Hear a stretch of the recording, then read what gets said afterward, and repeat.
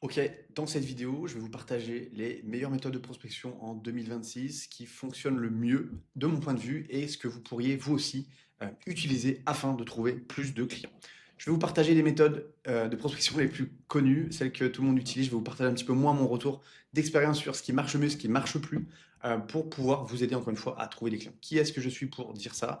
Encore une fois, moi je m'appelle Steve Soito, ça fait bientôt, je suis dans ma 6e année de freelance en copywriting et j'accompagne aussi des copywriters à trouver des clients et des missions long terme. Donc pour ça, j'ai un petit peu de recul, je vois pas mal de choses sur le marché aujourd'hui en 2026, donc je vais vous partager un petit peu voilà, la tier list des méthodes de prospection qui marchent le mieux. On va commencer avec une méthode très connue que beaucoup de personnes utilisent, la méthode Show Don't Tell. Moi, je vais vous dire un truc, cette méthode, je pense qu'elle est has-been. Je pense qu'elle est has-been, pourquoi? Parce que en fait, tout le monde l'utilise, tout le monde l'utilisait dans les années 2018, 2019, 2020, et en fait, aujourd'hui, c'est rincé. Aujourd'hui, pourquoi la plupart des... Pourquoi cette méthode ne marche pas à mon sens? Parce que, si vous voulez, il y a deux choses. Il y a déjà, tout le monde l'utilise, donc forcément, au bout d'un moment, quand tout le monde utilise une méthode, ça ne fonctionne plus. Et autre chose, c'est que, à mon sens, si on prend un petit peu de recul sur la méthode, tu vas envoyer un email à quelqu'un pour lui montrer un peu ce que tu peux faire. Mais si cette personne en face, elle est absolument pas consciente ou elle ne connaît pas du tout le copywriting, elle n'est pas capable d'estimer si ton email il est bon ou pas, comment elle peut juger en fait? Et c'est ça moi le problème que j'ai avec ça. Ça c'est un problème. Aussi un autre problème, c'est que ça prend énormément de temps. Donc en fait, tu vas prospecter deux, trois personnes par jour, c'est pas possible. Oui, tu fais de la qualité, on est d'accord, mais c'est impossible. Surtout, je sais pas, t'envoies 2, 3 mails, voire 5 grand maximum par jour. Donc tu vas faire 5 emails, tu vas les envoyer, ça prend trop de temps. Ça prend trop de temps. Et c'est pour ça que moi je suis pas du tout fan de cette méthode parce que, encore une fois, elle est hyper chronophage. Il faut faire un minimum de volume, malgré ce que tout le monde dit. Tout le monde dit oui, il faut pas faire de volume, il faut faire de la qualité. C'est faux. Clairement, c'est faux, c'est pas vrai. Il faut faire un minimum de volume. Si tu n'envoies pas au moins 10 messages ou 10 emails par jour, grand minimum, c'est même pas la peine. Alors oui, tu peux avoir un coup de bol, tu peux tomber sur un client qui va accrocher tout de suite, mais pour moi, cette méthode, elle est clairement has-been. Autre, alors, tac, celle-là, on la supprime. Liker, commenter sur Instagram, ça, c'est, à mon sens, on va faire comme ça, tac, hop, on va mettre ça là. À mon sens, commenter et liker sur Instagram, voilà, je vous dis pas ce que c'est, mais c'est du caca. Pour moi, c'est de la merde parce que, en fait, Instagram, c'est une plateforme pour se divertir, à mon sens. Tu vas pas sur Instagram dans le but de te faire prospecter. Tu vas là-bas pour regarder des conneries, pour regarder des petites vidéos de chats qui font les cons, j'en sais rien. Tu vas là-bas pour. Tu vas pas là-bas dans un esprit business. Et moi, je vois bien, je me fais démarcher tous les jours sur Instagram. Quand je vais sur Instagram, c'est pour chiller, c'est pas pour me faire chier, pas pour me faire démarcher. Et en plus, sur Instagram, à mon sens, bah déjà tout le monde fait ça aussi. Tout le monde va sur Instagram. Pour moi, c'est terrible. Et du coup, quand tu m'envoies un petit message ou que tu commentes ou que tu likes, enfin surtout quand tu envoies des messages, tu arrives dans la boîte. Il y a trois boîtes aujourd'hui sur Instagram. Il y a trois boîtes de messagerie principale, générale et je sais plus comment c'est, invitation, je crois. Et en fait, à chaque fois, tu arrives sur invitation. Donc moi, je regarde pas cette boîte-là. Là-bas, c'est un peu ma boîte spam. Je ne regarde pas du tout. Donc le problème, il est là, c'est que quand tu m'envoies un message, tu commentes, tu fais des choses, je te vois pas. Et puis, ça fait un petit peu needy aussi, je trouve, Instagram. Il y a vraiment un truc avec Instagram, je trouve que c'est vraiment de la merde. Donc, personnellement, si vous voulez des clients en copywriting, je vous invite vraiment pas à aller sur Instagram parce que d'une, c'est bondé, c'est un océan rouge. Et en plus, tu vas pas sur Instagram pour te divertir. Il y en a qui diront l'inverse, j'en sais rien. Personnellement, je trouve que c'est de la merde. Et j'ai jamais trouvé de clients sur LinkedIn, sur Instagram. Et mes clients n'ont jamais trouvé de clients long terme ou en tout cas n'ont jamais eu un flux constant de clients grâce à Instagram. Donc, pour moi, ça, c'est à bannir. Ensuite, on est sur tac, création de contenu LinkedIn. Ok, grosse question. Création de contenu LinkedIn. Personnellement, je crée du contenu sur LinkedIn depuis 2020 pour trouver des clients en copywriting. Je pense que c'est une bonne plateforme parce que il y a des décisionnaires. C'est-à-dire qu'il y a beaucoup d'entreprises qui sont présentes. Sur LinkedIn, le business il est un peu plus décomplexé que sur Instagram. Tu sais que tu vas te faire prospecter et c'est OK. Donc j'ai envie de dire qu'il y a 5 ans, 6 ans, c'était là. L'algorithme, il a quand même changé un petit peu. On était sur pas mal il y a quelques temps. Je pense que c'est bof. Aujourd'hui, c'est plus nécessaire de créer du contenu. C'est important d'être présent sur LinkedIn avec une belle page professionnelle optimisée comme une page de vente. Ça, bien sûr que oui. Mais par contre, de créer du contenu sur LinkedIn, à mon sens, et de ce que je vois, encore une fois, c'est un peu plus compliqué. Bien sûr, il y en a qui vont dire oui, moi je trouve tous mes clients sur LinkedIn. Ok, c'est vrai. Mais pour la majorité des gens, la majorité des freelances, des personnes que moi j'accompagne, la création de contenu sur LinkedIn, ça fonctionne, ça apporte de l'autorité, mais c'est plus aussi efficace qu'avant. Euh, c'est important d'être sur LinkedIn encore une fois parce que personnellement tu me démarches, enfin, tu me prospectes sur Instagram, j'arrive à te voir dans la bonne boîte de messagerie, je te vois, en fait, je vais même pas répondre si tu veux. Moi, je vais déjà aller voir sur LinkedIn si t'es une vraie personne, si t'es pas un mec au fin fond d'un pays, je sais pas où, qui m'écrit, qui essaye de. Si t'es pas un brouteur ou qui t'es pas quelqu'un qui essaie de me arnaquer. Donc, personnellement, voilà, moi, je mets de côté Instagram et du coup, LinkedIn, je trouve que c'est beaucoup plus professionnel et ça montre un petit peu aussi ton implication dans ton business. Pour moi, si t'es pas sur LinkedIn, si t'as pas une présence en ligne sur LinkedIn, ça veut dire que bah, ton business, il est pas sérieux et qu'en fait, j'ai aucun, moi, business à faire avec toi. Donc, pour ça que je mets bof, voilà, ça a un petit peu changé. Maintenant, donner de la valeur. Donner de la valeur. Donne de la valeur. On entend beaucoup aussi. Personnellement, merde, putain. Personnellement, donner de la valeur. Putain. Donner de. Oups. De la valeur. Pour moi, c'est clairement has-been. La valeur n'a plus de valeur aujourd'hui. C'est-à-dire que tout le monde donne de la valeur et par définition, la valeur n'a plus de valeur. Euh, Avant, ça marchait bien parce qu'il y avait très peu de gens qui créaient du contenu, il y avait très peu d'acteurs. Aujourd'hui, tout le monde crée du contenu, tout le monde est présent, tout le monde donne de la valeur parce qu'on leur apprend de donner de la valeur un peu bêtement. Et en fait, c'est pas ça qui convainc une personne. C'est pas quand quelqu'un te donne de la valeur, tu dis merci, en contrepartie, je vais te rendre l'appareil et je vais te donner 1 500 € par mois. C'est plus comme ça que ça marche. C'est plus comme ça que ça marche. Le marché s'est éduqué, le marché est devenu beaucoup plus sophistiqué aussi. Donc, c'est la raison pour laquelle, pour moi, apporter de la valeur, j'ai envie de dire que c'est un petit peu has-been. C'est has-been, c'est plus pour moi, il ne faut plus apporter de la valeur. C'est pas ça qui donne envie aux gens de travailler avec toi. C'est vraiment pas ça. L'interview. Alors, ça, c'est une des méthodes qu'on partage dans le programme Clientologie. Si ça vous intéresse de regarder ce que c'est, n'hésitez pas à regarder dans la description, dans la bio de cette vidéo. Je vais vous montrer un peu comment ça fonctionne. Ouais, si vous voulez prendre un rendez-vous avec moi, que je vous montre comment je pourrais vous aider personnellement à trouver des clients long terme en copywriting pour pouvoir stabiliser 3 000 € par mois avec 2-3 clients long terme, n'hésitez pas à prendre rendez-vous. Encore une fois, c'est gratuit, je ne mords pas.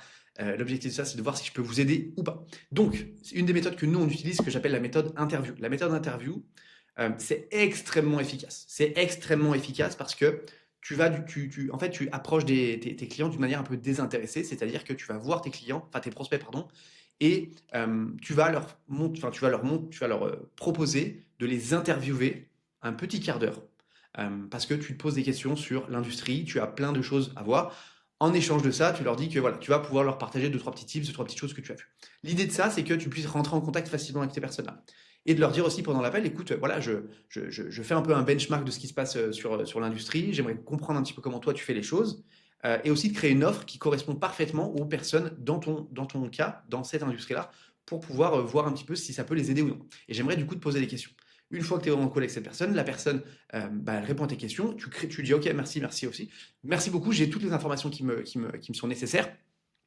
Euh, et ce que je te propose, c'est qu'on reprenne un deuxième rendez-vous dans 1 semaine ou 2 semaines, que je te montre un petit peu ce que j'ai trouvé, pour que tu puisses me dire si toi, ça te paraît pertinent ou pas. Du coup, tu prends un deuxième rendez-vous avec cette personne dans 2 semaines, et au bout des 2 semaines, bah, tu lui montres ce que tu as présenté. Voilà ce que j'ai créé, voilà ce que j'ai vu, blablabla. Du coup, je crée une offre pour les gens comme ça.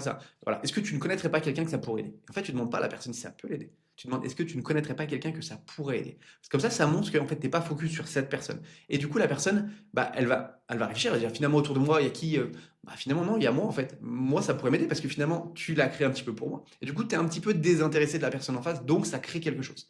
Et cette méthode marche extrêmement bien. Les personnes que j'accompagne arrivent à vraiment booker un paquet de rendez-vous avec cette méthode interview. Donc, je vous encourage vraiment à utiliser cette méthode. C'est pour ça que je la mets dans incroyable. Voilà, donc l'interview, c'est bon. Ensuite, faire une offre. Pareil, faire une offre. J'ai envie de la mettre dans pas mal ou incroyable. Tac, faire une offre, en vrai, ça marche. Faire une offre. Faire une offre. Quand je dis faire une offre, c'est pas je vais t'aider à faire 200 000 € en 3 jours. C'est vraiment pas ça.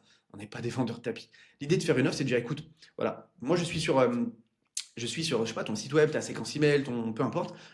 Je vois que tu as créé ça, c'est pas mal. Par contre, tu passes à côté de beaucoup, beaucoup de choses. Notamment ça. Personnellement, je suis convaincu que je pourrais t'aider à faire X, Y, Z. Est-ce que c'est une priorité pour toi aujourd'hui? Est-ce que c'est quelque chose qui pourrait t'intéresser? Est-ce que c'est un sujet pour toi en ce moment? Du coup, je lui fais une offre. Et quand je dis une offre, c'est pas ça va coûter 1 500 € par mois pour te permettre de faire ça. Non, c'est juste je connais un peu tes problématiques, je sais où tu veux aller, je sais ce que tu as besoin, je sais ce que tu veux fondamentalement. Personnellement, je suis convaincu que je pourrais t'aider à atteindre ce bénéfice. Est-ce que c'est intéressant pour toi. Et à aucun moment j'envoie mon Calendly, ça aussi c'est horrible. À aucun moment j'envoie mon Calendly, à aucun moment je propose un appel. Je lui demande déjà, je le qualifie. Moi j'appelle ça la méthode lève la main. C'est-à-dire je demande à la personne si elle souhaite lever la main ou pas. Ça t'intéresse? Oui. Ça t'intéresse pas? Non. Est-ce que c'est un sujet pour toi en ce moment? Ouais, carrément. C'est ça en fait. De préqualifier la personne en lui posant une question qui est fermée pour valider le besoin ou pas. Si la personne te dit non, pas de problème. Si la personne te dit oui, ok, ça marche, intéressant. Est-ce que tu voudrais qu'on en parle au téléphone? Et là, après, je me pose une seconde question sur l'aspect viens, on s'appelle. Parce que sinon, si tu donnes déjà ton Calendly, bah, tu insinues que la personne, elle a déjà accepté ton Calendly. En fait, ça va pas du tout. C'est pour ça que moi, je propose jamais le Calendly tout de suite, parce que c'est hyper brutal. Les gens, ils en ont marre en plus qu'on leur propose un Calendly comme ça, alors qu'ils n'ont même pas accepté si oui ou non tu pouvais les aider ou pas. Donc c'est pour ça que faire une offre, moi j'aime beaucoup. Mais quand je dis une offre, ça peut être, je te propose, est-ce que ça t'intéresserait si je te faisais un petit audit? Est-ce que c'est un objectif pour toi? Est-ce que ça pourrait te permettre d'avancer plus vite? Est-ce que ça pourrait t'aider? Ça, c'est une offre. Une offre, c'est pas forcément payant dans un premier temps. Donc, c'est pour ça que faire une offre, ça marche extrêmement bien aussi pour les personnes que j'accompagne. Quand on fait une offre, ça marche bien. Tu montres aussi à la personne que tu ne lui fais pas perdre son temps. Tu n'essayes pas de passer par 10 000 méthodes. Voilà, nanana. Voilà. Écoute, moi je suis convaincu que je peux t'aider. Est-ce que tu veux qu'on en parle? Tu lui fais pas perdre de temps, tu montres, tu respectes son temps. Et ça, c'est très rare. Ça, c'est très rare. Et du coup, ça te différencie encore une fois de la majorité des gens qui essayent de faire les filous et de passer entre les mailles du fil. Donc, encore une fois, moi j'aime bien l'honnêteté, j'aime bien montrer qu'on ne perd pas de temps, je ne vais pas te raconter des salades, tu veux pas que je t'aide, pas de problème pour toi. En tout cas, moi je peux t'aider si tu as envie. Donc voilà, faire une offre, ça marche bien. Le fameux faire un loom, un email avec un loom à l'intérieur, de conseil en apportant de la valeur. Pour moi, c'est quand même has-been. C'est pareil, c'est des méthodes qui marchaient en 2018, et on est en 2026 aujourd'hui. Pour moi, ça, c'est has-been en fait. C'est has-been, les gens, ils l'ont vu 15 000 fois. Toi, tu vas apporter de la valeur. Est-ce que tu sais que ici, tu pourrais faire ça? Est-ce que tu sais que là, machin, ici, machin, tu pourrais faire ça? Donc, tu vas donner, donner, donner, donner. Puis les gens, il faut quoi? Ils se barrent avec ta valeur en fait. Ok, merci, je reviens dans 2 semaines. Là, j'ai une nana qui est rentrée dans le programme vendredi dernier. Elle me dit, ouais, je fais des looms et tout, j'apporte un petit peu de la valeur aux gens. Je suis retourné 3 jours après sur son site web. La personne avait changé tout ce que moi je lui avais apporté comme conseil. Bah ouais, forcément, parce qu'en fait, tu donnes. Le problème, il est là. Tu ne peux pas donner en espérant recevoir quelque chose dans un monde où tout le monde donne de la valeur et la valeur n'a plus de valeur, malheureusement. Donc c'est pour ça qu'envoyer un email avec un loom à l'intérieur, d'une, c'est vu et revu. Les clients, ils les ont vu passer des millions de fois. Euh, la valeur n'a plus de valeur. Et puis en plus, tu n'es pas là pour donner des conseils. À ce moment-là, fais payer. Propose à la personne une heure de consulting à 150 euros, à la limite, mais envoyer un loom dans un email, ça va pas du tout. Pour moi, c'est has-been. On est en 2026, il faut aussi utiliser des méthodes qui marchent. Et puis ça, en plus, c'est des hacks. C'est des petits hacks qui marchaient à l'époque. Euh, Moi, j'aime bien utiliser des méthodes qui sont intemporelles, qui marchent aujourd'hui, qui marcheront dans 20 ans, dans 30 ans, dans 50 ans. Parce que c'est des hacks, enfin, c'est des méthodes intemporelles. C'est de la psychologie humaine, c'est du marketing et c'est de la vente. On n'est pas sur un petit hack qui va marcher pendant 2 semaines parce que l'algorithme, il a décidé. C'est pas comme ça que tu veux avoir un business. Tu veux avoir un business qui marche, enfin, qui tourne sur le long terme et pas avoir toutes les 2 semaines à changer tes méthodes. Ensuite, prospection par email. Prospection par email, je vais être très honnête, je vais le mettre ici. Parce que la prospection par email, c'est plus aussi facile qu'avant, il faut dire ce qui est. Moi, je vais dire sur 100 missions que trouvent mes clients que j'accompagne, on va dire qu'il y a peut-être 15 ou 20 missions qui sont trouvées par email. Parce que le cold email, c'est de plus en plus concurrentiel. Il y a une chance sur deux que tu n'arrives pas dans la boîte principale, tu arrives en promotion. Si tu n'arrives pas dans la boîte promotion, tu arrives dans la boîte euh, spam. Ça peut arriver, ou alors les gens ne lisent pas, ou alors les gens ouvrent et ferment. Et puis en fait, ils reçoivent tellement d'emails que c'est très compliqué de sortir un petit peu du lot. Donc c'est pour ça que je le mets dans bof. Attention, je ne dis pas que ça ne marche pas, je dis juste que c'est bof. Ensuite, qu'est-ce qu'on a? On a proposé un audit gratuit. Alors ça dépend comme c'est fait. Putain. Ça dépend comme c'est fait. Oups, putain, je vais pas y arriver ce matin. Ça dépend comme c'est fait, mais proposer un audit gratuit, ça peut avoir du sens. Parce qu'en fait, tu crées rien. Tu vas déjà demander à la personne, encore une fois, tu vas la qualifier. Ce que j'appelle la méthode lève la main. Est-ce que ça pourrait t'aider de faire un audit? Oui, ça peut m'aider. Non, ça peut pas m'aider. Et c'est pour ça que c'est intéressant de déjà demander à la personne si potentiellement un petit audit gratuit de 10-15 minutes, ça pourrait l'aider. Du coup, je la mets. J'ai quand même envie de la mettre dans pas mal quand même. Parce que du coup, tu perds pas de temps. Tu montres à la personne que tu peux l'aider. Et puis dans ton audit, tu n'es pas là pour apporter de la valeur, encore une fois, bêtement. Ah, tu devrais faire ci, tu devrais faire ça. Tu vas donner le quoi. Est-ce que tu sais que ça ne marche pas? Voici pour quelle raison. Tu pourrais faire ça, donc tu donnes le quoi. Mais le comment, tu dis, écoute, voilà, je t'avais proposé un petit audit de 10 minutes, un quart d'heure. Voilà, malheureusement, je ne peux pas aller beaucoup plus loin parce qu'il me faudrait beaucoup plus de temps. Maintenant, là, je lui fais une offre. Maintenant, si tu as envie que je te montre plus en détail comment je pourrais t'aider à résoudre ce problème, ce problème, ce problème pour te permettre d'atteindre ce bénéfice, ce bénéfice, ce bénéfice, réponds à cette petite audit, ça dépend si tu l'as envoyé par mail ou par peu importe, réponds et on se calera une petite heure ensemble où je te montrerai comment je pourrais t'aider. Et du coup, la personne va dire OK, parce que je lui fais une offre, je lui dis je ne parle pas d'argent pour le moment, je fais juste une offre en lui disant que je peux l'aider. Et à l'issue de ça, dans mon heure où je la prends au téléphone ou en visio, bah là je suis mon script d'appel de vente et où bah, finalement je vais lui poser des questions challengeantes où elle va se rendre compte que finalement ce qu'elle fait ça va pas à la personne. Et du coup derrière je vais dire bah écoute moi je pense que je peux t'aider. Est-ce que tu voudrais que je te montre comment? Oui, bah voici mon offre, bim bam boum, je pourrais faire ça. T'en penses quoi? Bah là c'est beaucoup plus intéressant. Et c'est pour ça que je pense que proposer un petit audit gratuit ça marche très bien. Et encore une fois les personnes qu'on accompagne ça marche aussi très très bien. Euh, ok, qu'est-ce qu'on a d'autre? Proposer un audit gratuit, on ferme. Le setting sur LinkedIn. Alors ça c'est extrêmement puissant. Encore une fois, 80 à 85% des missions qu'on trouve, c'est du setting sur LinkedIn.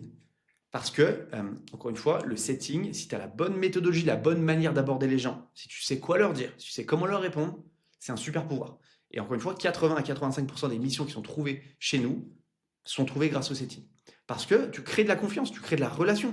La personne, elle va voir ton profil LinkedIn, elle va voir qu'il est optimisé, elle va voir que tu crées un minimum de contenu, elle va voir que tu es une vraie personne.